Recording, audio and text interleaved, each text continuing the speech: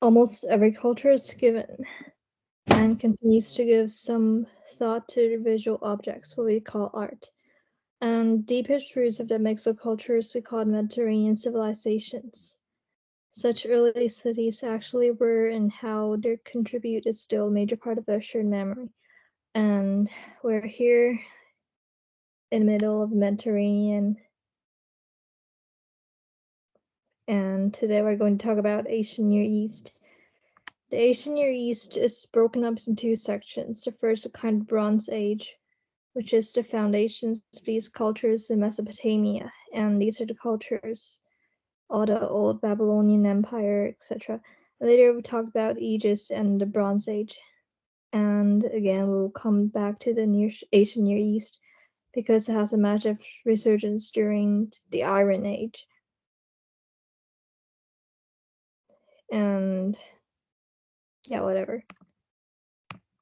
诶，怎么往上了？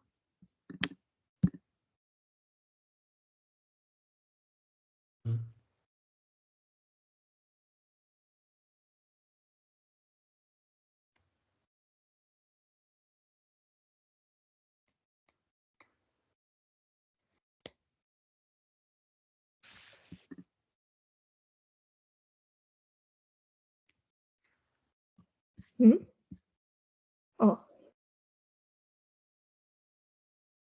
Okay. So that's well, we're talking about Mesopotamia. It's basically the countries of Egypt, Israel, Palestine, Lebanon, Jordan, Syria today.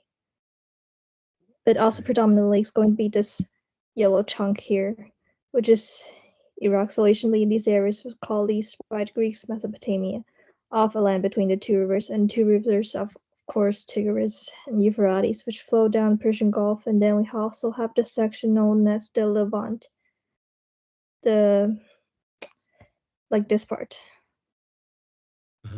And the launch is a massive crossroads. You know, it can be reached from any direction, even though this is pretty object desert through here. And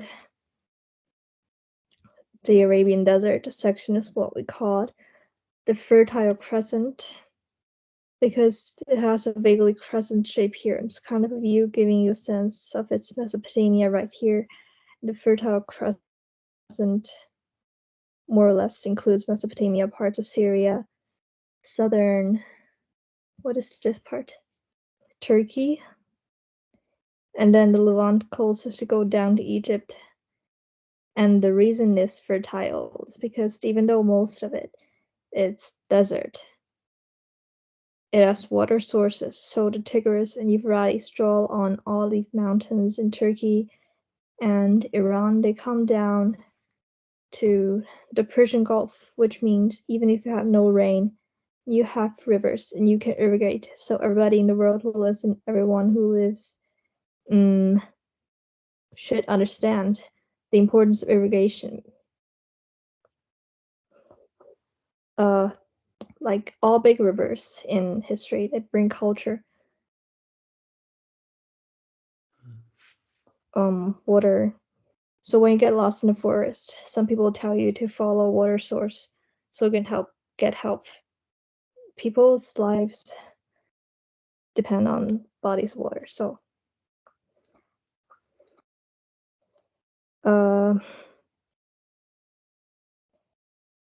you have storm clouds that come in over the Mediterranean. They hit the low-lying hills of the highlands, those mountains of water back to the coast.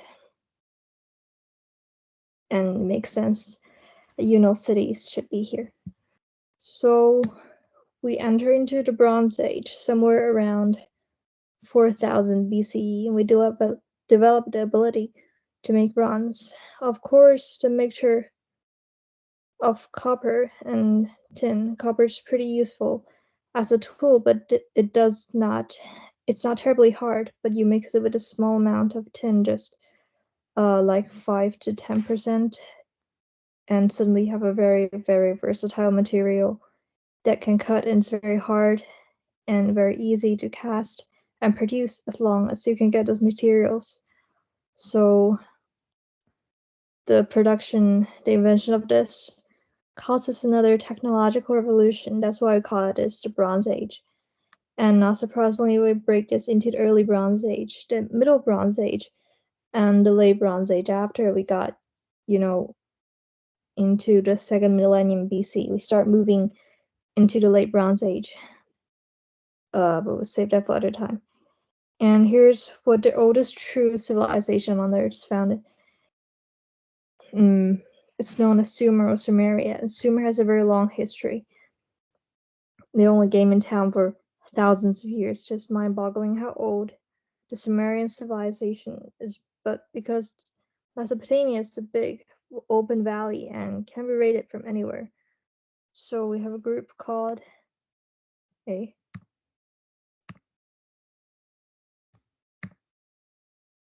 Akkadians, who came from a little further up the Mesopotamian valley, and they conquered the Sumerians. And the Sumerians reassert themselves and have a period we call the Neo-Sumerians. Sure.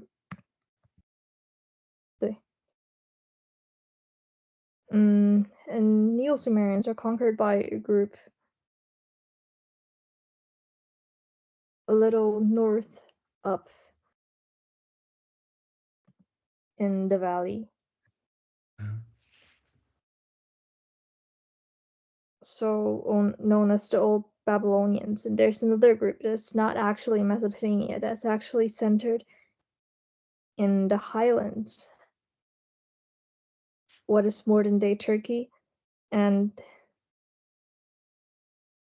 called the Hattis. And they come along, they're pretty much conquered Old Babylonians.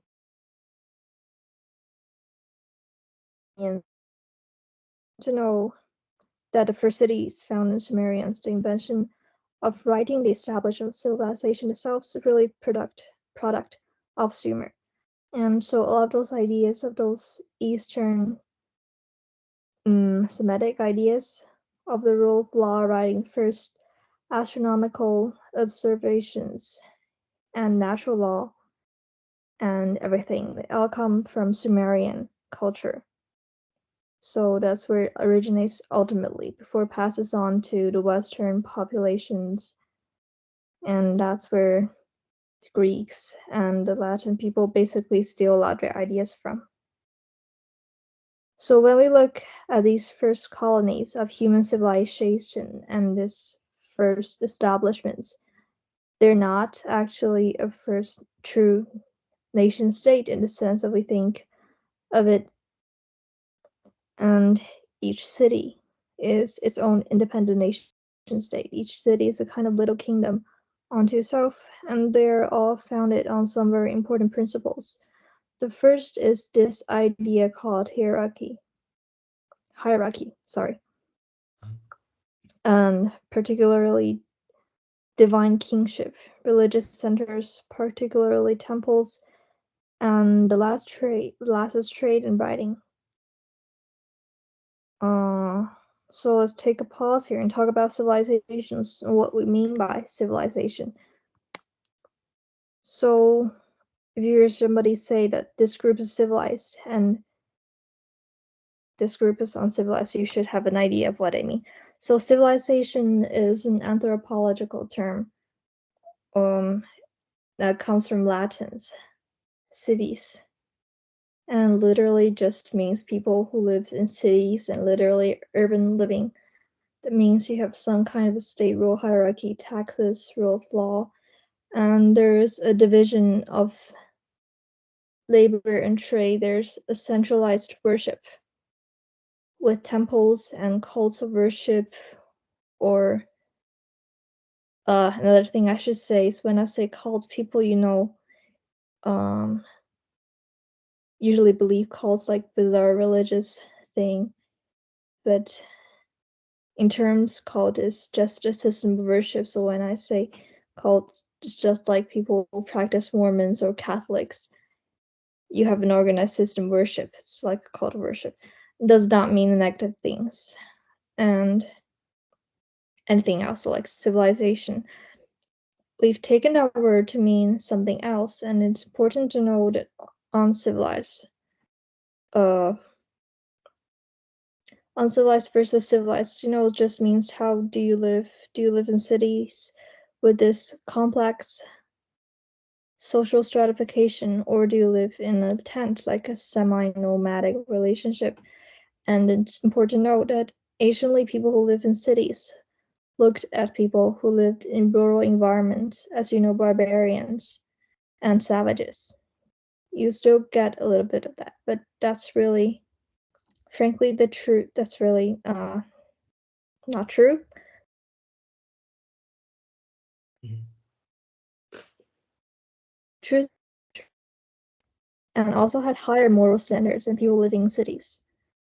So that's what I mean. Uncivilized does not mean lacking cultural sophistication. They can also have a complicated structure and organized form of living.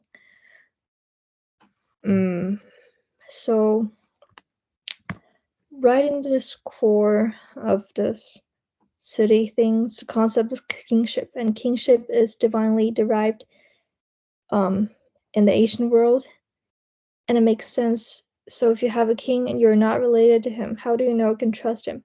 Well, you can trust him because he is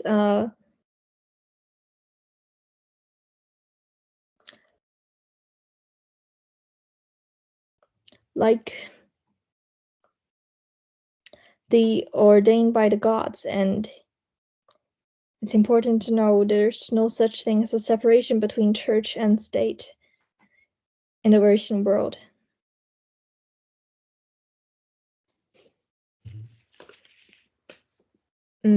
So basically, the king is the priest of the gods, and oftentimes he's regarded as a descendant of the gods.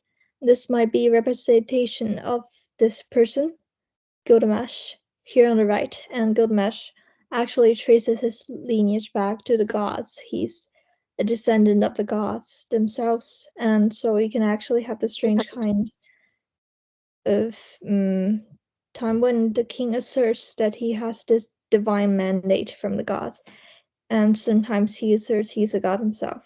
And so it's really hard to tell, this is a king, divine king, is he a literal god king, or he's just claiming that the god mandate his existence, and this changes from time to time again. Religion is this glue that holds people together, and so sometimes religion allows people to work and collaborate together. So you're also going to see temples with organized religious offices and organized cult ritual systems of worship and sacrifice. And again, this is community ritual. A lot of it is built around personal devotion. People did have ideas of personal salvation even back then, but the biggest thing is it's more of a community thing. Again, the idea of private religion of a person, their home in private, is not as important as the Asian world as this community binder, this cultural binder that holds it together. So here is an example. It's a votive plaque dedicated to the goddess, and on a goddess Inanna is the goddess war, and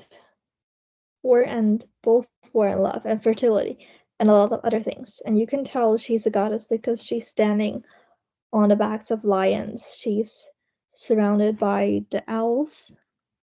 Yeah. And the creatures of the night. And she also has wings. She holds knots in her hand which represent her authority. And then she has this tiered crown or tiara made out of boar's horns, and she's associated with Venus, the planet Venus in the morning and evening star. And it's a very important person that in worldview she here is this devotional plaque. So this is a mass-produced plaque. You could go and buy this if you know what this means. This goddess would probably be interred buried in the temple. And the last thing is very important. Okay, 是没有 trade 的 is trade. Trade is important because it gives the most probably one of the greatest inventions of mankind. And you have a bunch of these small city-states, and they're gathered together, and it just makes sense from one person to specialize in a trade. It makes sense for those cities to specialize. Some cities were better at raising animals, some cities were better at making cloth. And so again, lots of comparative advantage. If someone's better at weaving cloth, it makes sense. It makes no sense for him to farm. So we'll put him on cloth full time. And he can be more productive the way. And if somebody is better, say, making leather, we'll put him on that jobs. No sense teaching him to learn cloth. We all do better if we specialized, and rather than all of us have to do everything. We just specialize on the thing we're good at, and then we trade. And so we traded most of the time. This was done under a barter system. So you would trade cloth for leather, and what for so whatever you had, these towns started trading with each other. And the problem is when you trade with another town, you're a merchant or anything, you don't have the time to go to every single town trade yourself.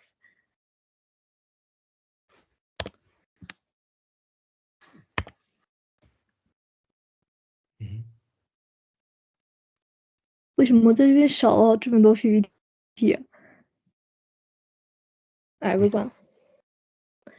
Anyways, so if you're master or merchant, you have a servant or slave. So mostly likely, you send him next to the town over, and you say, you got me 4 cloths, and I want you to come back with 20 beakers of drink. And actually, drink was a major trade item in the Asian world because alcohol is like bread and has the same amount of calories like liquid bread, and also gives like doesn't go bad easily. So it's a huge trade item. It's a major food staple. So while you're gonna trade some cloth for drink, and you send your slave off, and he goes trades, and he comes back with less than you wanted. And he told you like this guy selling was really tough, and he just wouldn't bend. So this is the best I could do now, and you have a problem. So did he really? What he did only come back with less, or did he and his fellow servants stop in the middle of the desert and crack open your drink and have their own share, and then just lie to you about it? So you don't know, and how do you know if they traded for what you got, and how do you know people aren't stealing from you? Well, to come up with this really ingenious system, and it's a system of tokens and seals. So the things you see down here are tokens and seals. So these things you can see, they represent a specific trade item, and they first make a clay ball, and then the clay ball would have a seal pushed across the surface of it. We have those cylinder seals that have patterns, and so here's a cylinder, and you will roll across the clay, and it gives this impression, and so like your signature on the seal on this, and it's very hard to mimic. So this is how when you send people out with the things you want, and he comes back with less, and he said, well, we don't know, we just couldn't get him to trade for anything more than that. And he said, okay, fine, did he hand you a ball when we did this? And he said, yeah. And you couldn't take the ball, and you crack open the ball, and you get the tokens inside, and you see that your slave is lying to you. So this is a pretty good way of making sure the goods promised at one location or the goods delivered at the next location. This is how they did it. So they have these little tokens. Well, after a while, people said, if you start trading with more than a few dozen things, it's impossible, to have a large clay ball to hold all the tokens for everything. You're just trading. So some people say we just write it on clay tablets. And so they took tablets and they could write on those clay tablets, write it and do a token. They would draw an image of the thing they were doing. And so here you can see how this works, that they are actually drawing a stalk of barley. And then after a while, people just started to develop a shorthand for that. And you can see how things get simpler, that you start with a kind of drawing of a foot, but they had this wedge-shaped tool called, I think, a stylus, and you press that into the clay and you press these cone-shaped wedges into the clay, and it was a way of really just simplifying the drawing until eventually, instead of little pictograms, little pictures, and the things you were trading, you had little, abstract symbols. I mean, the words now, they still kind of look like barley, the plant, and the foot looks like a foot. So it eventually turns into abstract symbols. And after a while, they realized they could do more with these symbols than just record keeping. They could actually write down stories and could actually write down events in history. But it all started because of trade, and it's actually quite hilarious when you look at the first tablets. They're all receipts for things like taxes or tribute, commercial engagements, and the most boring things in the world are old tablets in the world. This is most probably the oldest tablet. It's called the Kish tablet, and you can see the little pictograms on it. This is just a receipt, counting of something. And you could just count up the number of things and tell what they're supposed to be. So initially, the system writing was pretty boring, and you could record. You could record that you owe somebody this much or give somebody that much, etc. But after a while, people just realized you could do far more than record everyday things. You could record who's king, and you could write down your mythology, your belief systems, etc. Now these clay tablets were just recycled and just write on them and let them dry out. And when they needed to be recycled, soft clay and then reuse it.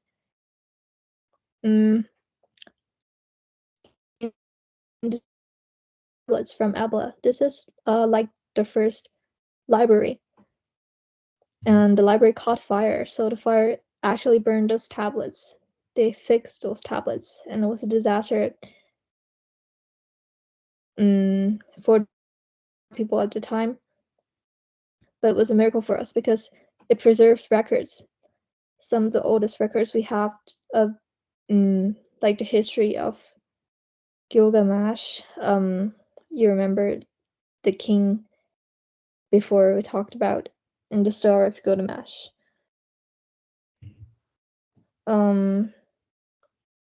Anyways, this king, he goes mad at the gods who sent them this wild man, and two of them pair up and they have a huge fight. And at the end of it, they're best friends. So that's the Gilgamesh mission, and they go out and have many great adventures together. But eventually, they slay the bull of heaven, and which is a bull that takes its sun across the sky, and the gods say that is too much, and so they slay Enkidu as a punishment. So Gilgamesh is all alone, and he goes on this quest for the meaning of life, and he goes out to find, and he also all those adventures. So eventually, he winds up at the home of something.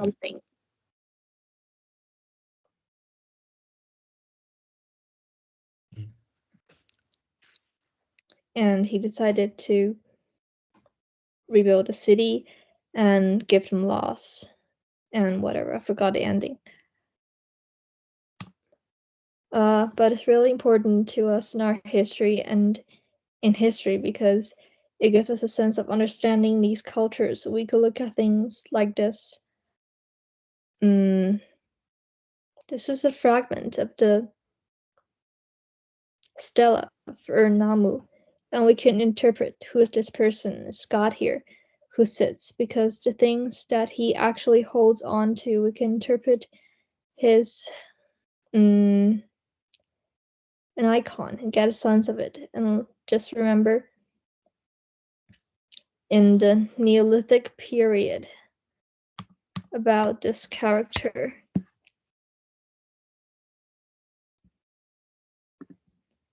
Like, still this person. Here is the mother goddess. We don't know her name. We have no idea who she exactly is, which deity she's supposed to represent. But we know, like, this person's called Inanna. And Inanna is associated with Venus and love and fertility, but she is also connected to death of some kind and war. How strange those two go together. We can identify her and we know who we are. That's the difference between having these writings and not having writings. This makes it very important to have these things. So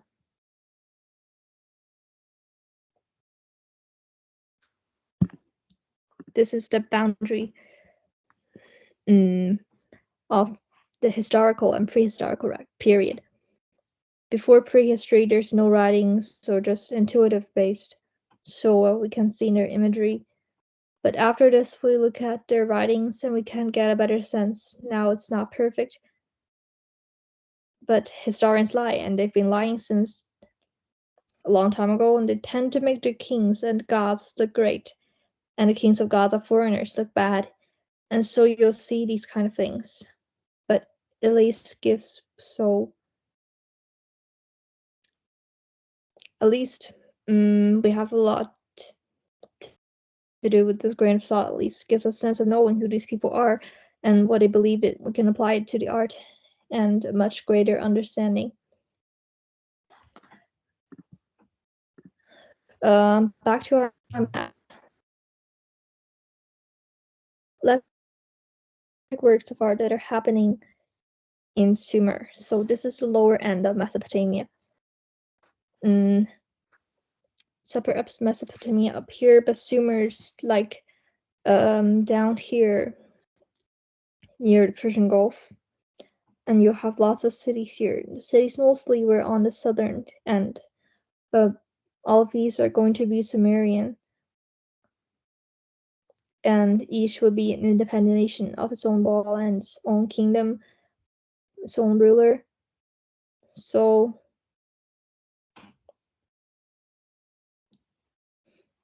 yeah.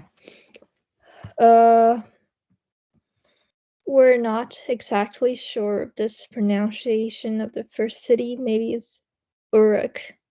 It's written like this.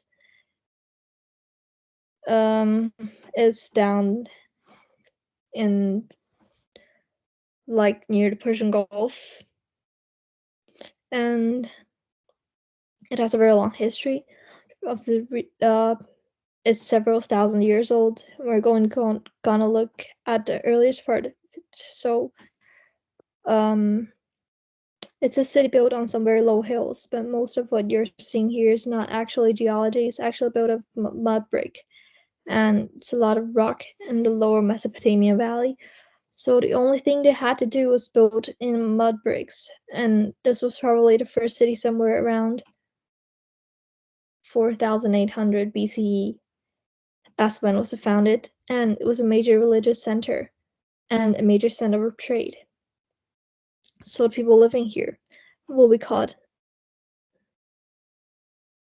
Elamite to Sumerian as a couple of different languages, a couple of different ethnicities,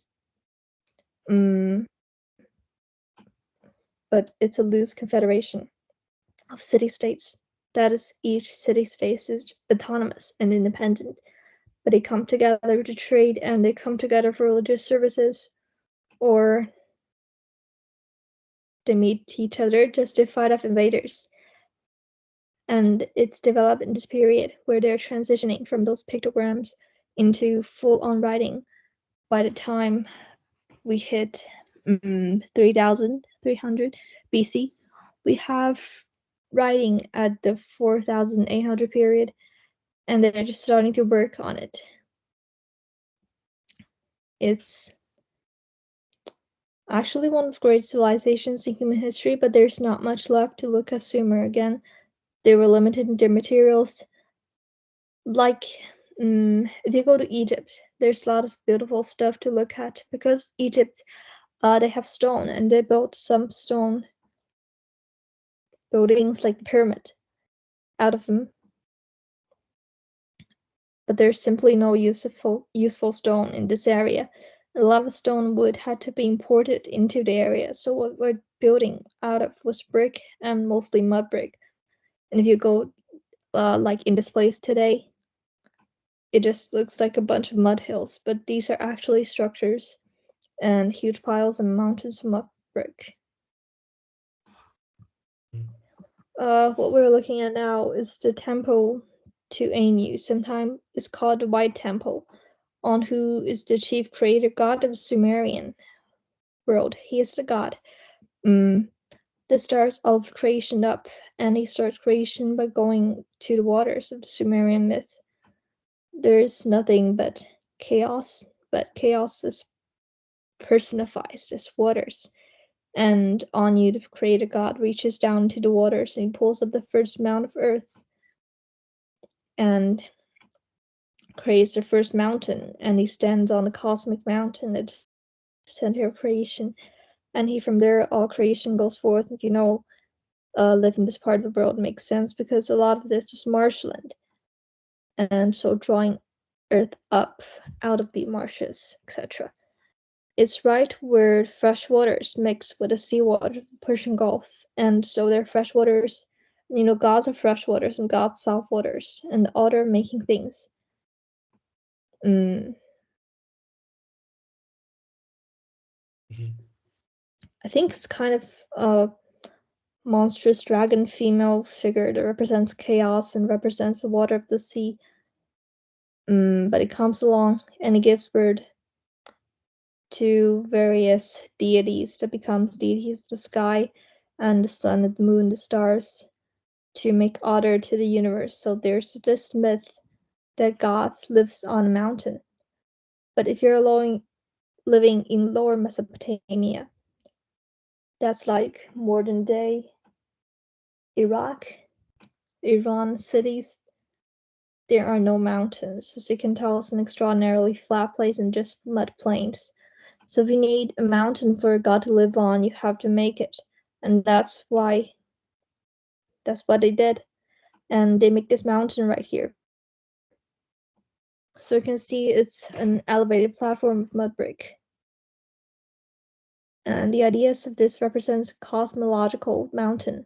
The other things that elevates the god above the mundane plane will live on the mundane plane. That elevates the god to other higher place. It's common belief in a lot of cultures the gods lives on mountains, or gods live in the sky, and you have to elevate him to get him up. And then he has his temple, and the temple has a single major chamber down the center for the residence of God.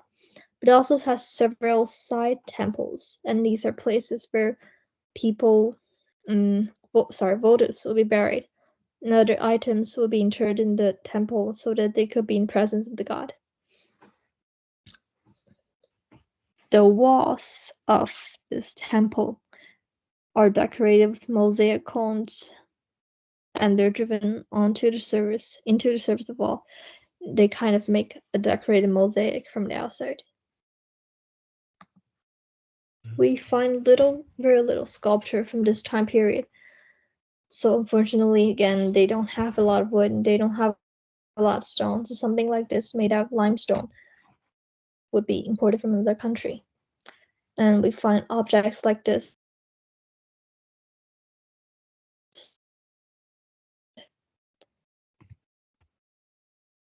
The vase is a funerary vase. that is a vase given to someone on their death and buried within shows a procession of ritual liberations, or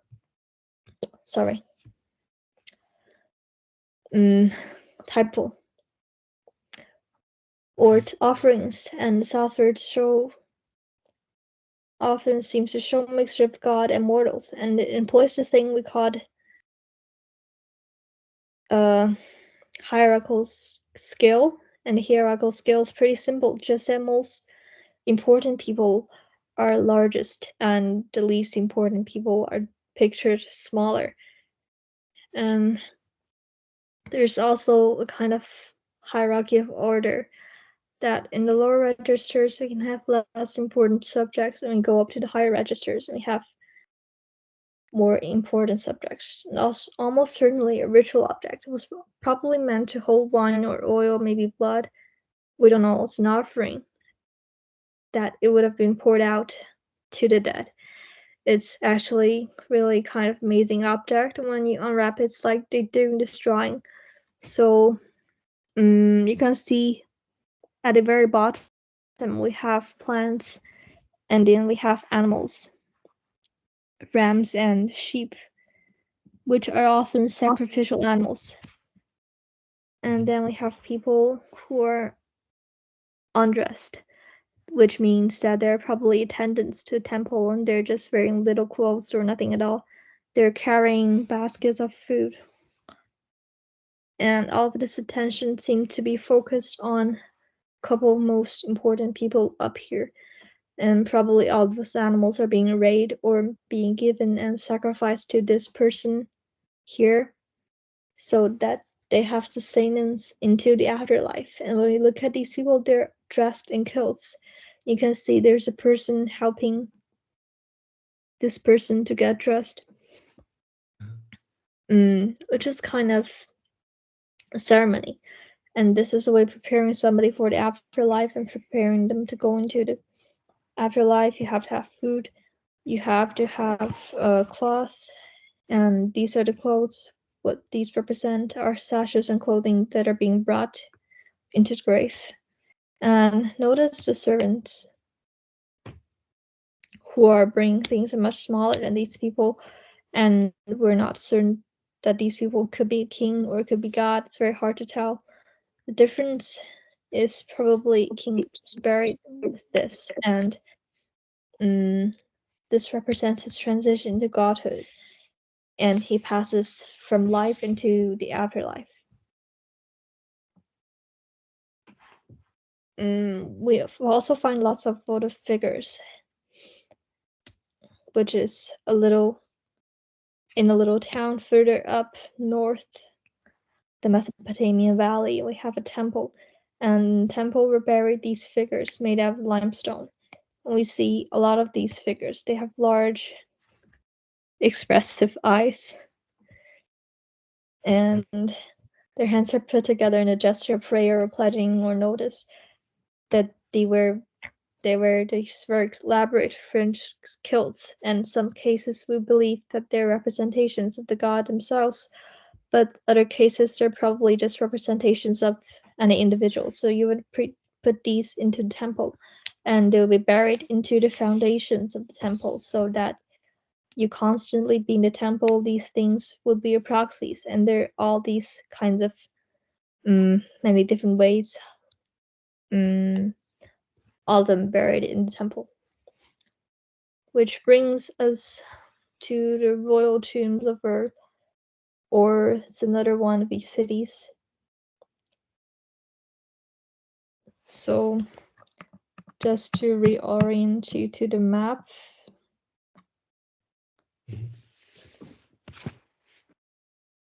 this kind of little further south. Okay. Like this place. There was a very powerful king who lived in the Middle Bronze Age, and at this point we've already had like 2,000 years of Sumerian history. Is incredible, and there were things of royal tombs that they were excavated by Leonard Woolley or something, and he was a British archaeologist. and he did this as a part of a joint expedition of the British Museum of Archaeology and Anthropology. And the tombs were just filled with incredible treasures, and like this one you see, the tombs were quite an excavation, and they were covered under tens of feet of mud brick and sealed.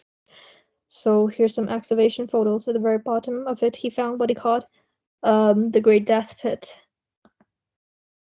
So in this Great Death Pit, he found individuals that were all carefully laid on their sides in the fetal position, and they were not just ordinary slaves. They were all just high status individuals, and you could tell from their teeth and bones that they had a very good diet. So they were probably the attendants to the king and the queen themselves, and so the inner worldly, assumed that these people, because they were so neatly arrayed, probably went to their death willingly, and he had guessed that they drank poison, and then after that they were arranged against like the king. You go on to the afterlife. It's kind of strange how Near Eastern religion is kind of bleak. If you die, go into the underworld, and the underworld is kind of a bleak existence. And the only people who go on to a nice existence are the kings, because they are somehow divine, and they go on to live in heaven with the gods, and you're attendant or a court here to the king. His bodyguard is the lady in waiting to be the queen or whoever. It was probably a much better option to die with the king and have this afterlife. Who knows, probably some of these people were scared and didn't want to hide. But we suspect that the large number of them actually did this willingly, and this was a great honor that they will be part of the king's helpers, slaves forever. So this large mound here,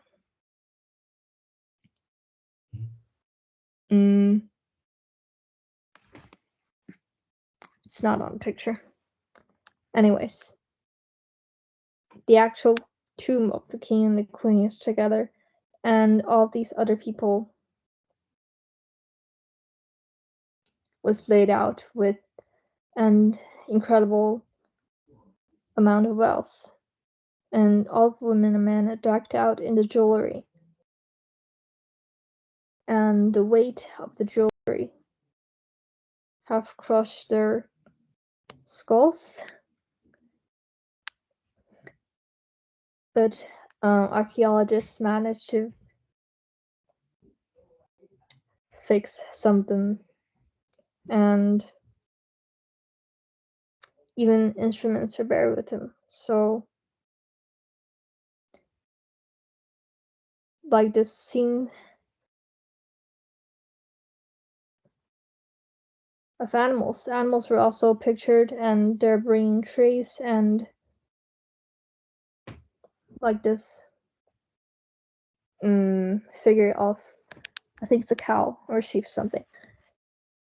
And they were living with animals. It's kind of a bizarre imagery, as well as this all located inside the decker of this pit. So, well, by the time we get to the second millennium BC, we have a very complex thing going on. The emergence of several large powers in Syria. And in the northern regions of Mesopotamia, the biggest one that you have to worry about is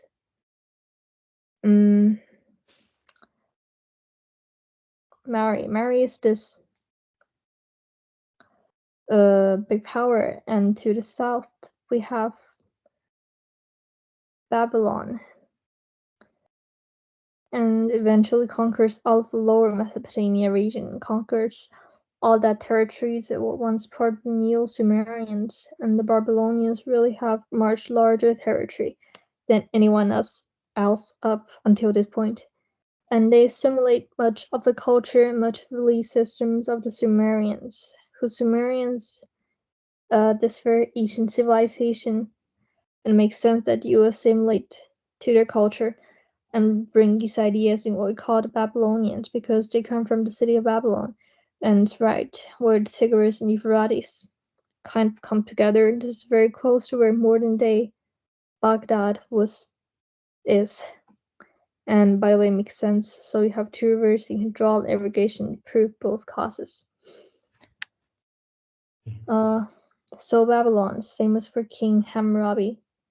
And King Hammurabi didn't write the first lock that was done by Ur-Nammu, but he's really responsible for this concept, the rule of law. And the rule of law is one of those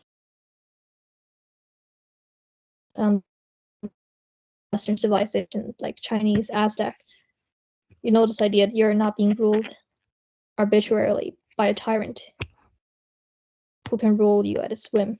You're being ruled by somebody who has a set of rules, and the idea you have these, you know this, frees you from the cycle of revenge and retribution. So I've been listening to a channel, Jackson Crawford, on YouTube, and he talks about Old Norse, and it's about law systems against Vikings, and absolutely brutal. So basically, if you snuck into somebody's house and knifed and walk away, that would be considered murder. But if you just stab somebody in the face because they insulted you, and you drag his body back into his home and his wife and dumped it in front of him, see, he insulted me, so I had to kill him, that wouldn't be regarded as murder. That would just be regarded as usual life. A lot of tribal societies have this system of this indiscriminate retribution, revenge, and killing. It's really kind of ugly. We can just say about as Sumerians, Babylonians, they have really fast rules. But that you don't just kill somebody, that they insult you, actually has to be crime there. Actually has to be due process, and again, all this is couched in the idea that this is what God wanted. So then on being called by name Hammurabi, the exalted prince who feared God to bring about the rule and righteousness of the land. So we can trust Hammurabi because it doesn't come from him, they come from the gods themselves. And it sets out to the rules of law. It sets out ideas of social order. It talks about, and of course, there's the hierarchy king at the top of the templates are sacred, so you cannot offend them. But this law of Hammurabi also deals with ordinary people, and of course, slaves are not treated like real people, and women are of lesser status than men. This is not an enlightened age, but considering what happened before this idea, that you have to witness, have to do process, it's really important, and it gave a lot of stability to life. And this is what religion does. It gives us a sense of order, and it's where we get things like the rule of law. And the rule of law continues to be a major view of Western civilizations today, and it's this idea of due process. But he did more than just make the rule. He actually carved it on the steel, on these massive blocks of stone, and these upright blocks of stone, so anybody could read it. And if there's any of these very dispute, you could just go to the steel and say it's right there.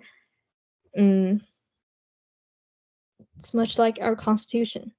It guarantees our rights, and we can actually go to the Constitution and say what it says right there, etc. You could also do the same thing. What's interesting is you can see that it has the entire law code written on very expensive stone. So at the top of it, we have a scene of Hammurabi himself, and everything about the scene is meant to indicate the equivalence of Hammurabi and the god. The god might be on it, who think like standing on a platform, and the platform has little edges, which indicates waters. So he stands on waters, the oceans, he rules over them, he sits like on a throne, and the throne actually looks like the entrance to the temple.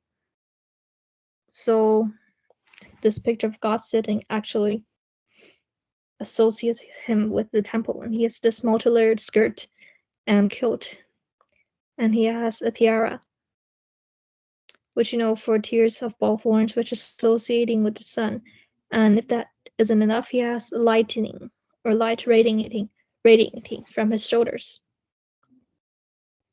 to indicate that he is God. And he's also taller than Hammurabi. If he stood up, he would tower over top of him. So he's obviously the deity, and he holds a rod and a cord around the rod, and he's handing out this to Hammurabi. Hammurabi holds one hand up to his face and gesture as if to speak. He's receiving the word of God himself and going to speak it back out. And his other arm is draped across himself, and he's kind of a gesture of respect and deference. Sorry, not defendants, deference to this god, and why he is handing him a staff and a rope. Well, in the ancient world, everything's measured according to the king. So literally, that is the standard measurement of a cubit. What was the distance from the king's elbow to the king's wrist, or sometimes the tip of the longest finger? That was the distance of a cubit, about half a meter. So that varies from king to king, and so a rod was made that was established the standard of measurement. So the king sets the standard of measurement for the entire kingdom, and there will also be rows made that will be the standard length. So there's this metaphor here: the king's rod, are measured up against the king's rod. And you can see it's not his law, it's not his rules, it's God's rule. It's being given here. And they look at each other, they still look at each other in the eye to show their Judeo-Christian beliefs. Anyways, yeah, so that's all.